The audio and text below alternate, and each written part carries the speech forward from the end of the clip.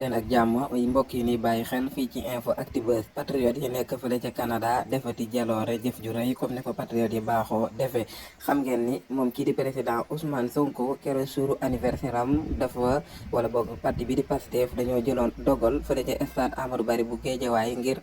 organiser fa benn meeting d'investiture si lu ñeel candidature am moom leaderu Pastef bi di président Ousmane Sonko bi nga xamante ni lu ëpp ci ndawu Sénégal ba ci mag ñi sax moom lan topp ginnaaw pexe yi nga xamante ni lii di état bu Sénégal ñoo ngi koy def ngir moom kii di président Ousmane Sonko du présenté wu ci élection yi war a am ci 25 février atum 2024 moom Ousmane Sonko ginnaaw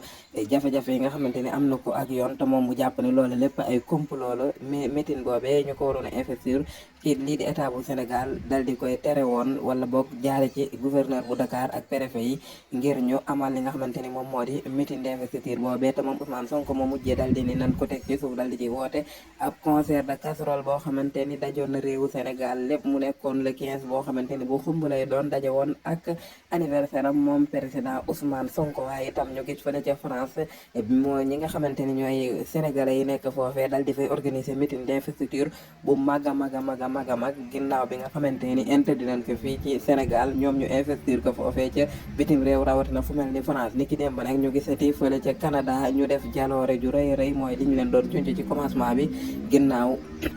bi nga xamante ni ñoom patriote ya nekk fële ca Canada di Pastef bu Canada organisé na ni ki démb benn meeting d'investiture ngir wala investir ki nga xamante ni mooy seen leader bi di Ousmane Sonko waaye nag li ci gën a neex mooy ñoom dañ faa def jaloore boo xamante ni jaloore bu rëy la ndax dañ faa collecté ba dajale fa 17 millions maanaam fukki millions 17 millions 500 muy fukki millions ak juróom ñaar yoo xamante ni toftal na xaajub million loolee lépp nekk yokkute boo xamante ni kat ñii di patriote ñoo ngi koy gën di yokku ci ay jaloor yi nga xamante ni ñoo ngi koy def jëmale ci li nga xamante ni moom mooy seen leader bi waaye itam di xeex itam ngir ni moom mii di seen leader di Ousmane Sonko amul kenn koo xamante ni mën nga koo tere nekk candidat fi ci miiram réew buy Sénégal ndax kat ñoom jàpp nañ ni mënuñoo comprendre ñaari ñoo xamante ni kat dañ ni dañoo sàcc alalu Sénégalais yi mu toll ci ay milliards muy kii di Karim Meïssa Wade ak kii di Khalifa Ababacar Sall ñu dem dil teg seeni dialogue politique ànd ko ak kii di président Macky Sall la ba bëgg négocier seeni mbir ñu bokk ba pare moom kii di Ousmane Sonko am problème ak ñaari sénégalais ñu bëgg ci sukkandiku ba ni ko doo bokk ci ay élection loolee waral patriote yu bëree bëri ni kat lu mu leen jaral ñi nga xamante ni mooy état du Sénégal ñoom patriote yi dina leen jaral lu ko raw kon daal demee ni ñoom delluwul benn yoon ginnaaw ci gëm ni moom kii di président Ousmane Sonko nit du ko teree nekk candidat ci élection yi ñuy dëgmal kon nin ko waxee ñoom Pastef bu Canada dajale 17